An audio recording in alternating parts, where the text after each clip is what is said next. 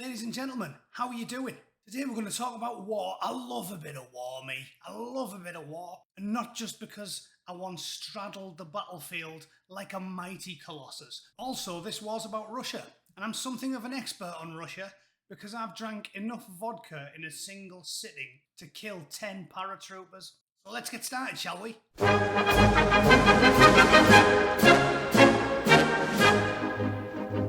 The big story of the day is, well, this one. Ukraine war. Russians flee to border after military call-up. What, is that surprising you? We're still clinging to the stereotype that all Russians are hard as nails. We've all seen too many Guy Ritchie movies. And anyone with a Russian accent, Tommy 10 bollocks. Is that what we're saying? Ultimately, this issue boils down to globalism. And people like me have long been saying that the real issue Putin's going to face here is he needs to take the black pill and accept the fact that people that want strong nation states have already lost. That's the big mistake Putin made, actually going into Ukraine in the first place. Yes, there's been massive aggression from NATO and the European Union. And yes, we didn't meet the Russians halfway. Essentially, we could have binned NATO in like 1992, slapped ourselves on the back and said mission accomplished, and then had a big party in Brussels, but we didn't because all of our greedy politicians are warmongering, narcissistic psychopaths and they're in love with weapons, money.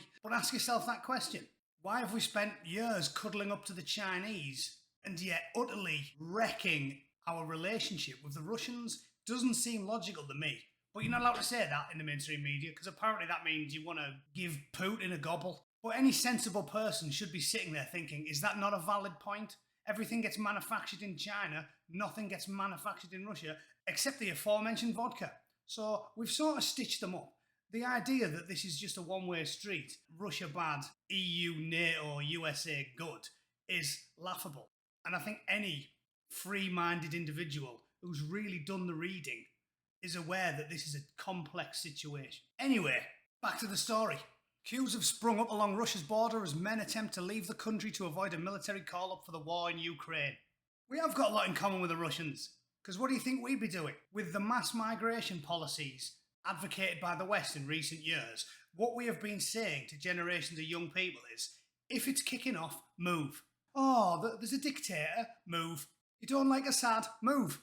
You don't like it in Morocco or Algeria or Pakistan, doesn't need to be at war. You might just not like them. Ooh, I'm being persecuted. Like that bird who was on Big Brother from Nigeria and then said, oh, I can't go home, I've been on Big Brother. If we had the same attitude when Adolf was barnstorming across Europe, in 1941, the entirety of the British Isles men would have just fled to Canada. Right? Ooh, it's kicking off, lads. Let's go to Canada. Brilliant example to set. President Vladimir Putin announced a partial military mobilization on Wednesday, which could see 300,000 people summoned to serve in the war. The Kremlin say reports of fighting-age men fleeing are exaggerated. The Kremlin are about as honest as our government is, about as honest as Ursula von Scheisserporn is. I mean, I'm glad that Guy Verhofstadt's done one. You know, Elton John's gone wrong, sex offender twin brother. We're sorely lacking in our leaders across the board in all of the Western world. So again, I'm not sticking up for Putin. He lies constantly, but so do we. So again, fair's fair, isn't it? It's every pot in the world calling all the kettles in the cosmos black if we have a go at Putin for lying, because look at our leaders. If Keir Starmer was on fire and he told me he was a little bit warm, I wouldn't believe him. On the border with Georgia, miles-long queues of vehicles have formed, including men trying to escape the war. One man who didn't want to be named told the BBC he grabbed his passport and headed to the border. I'll break my arm, my leg, anything to avoid the draft. So as I've said all along, Putin needs to swallow a few black pills. We've already lost. We are getting this gigantic globalist one world Shiite, whether we like it or not. We've already lost Vlad. I'm not condoning Vlad's invasion, but I'm saying he really should have swallowed the black pill by now and just said, we've already lost. It's not going to work. It's not going to work. Silicon Valley, the mainstream media, everybody is bought and paid and everybody's all on board. So we can't fight back against the inevitable. They've been taking the piss. They've been expanding the borders after promising they wouldn't.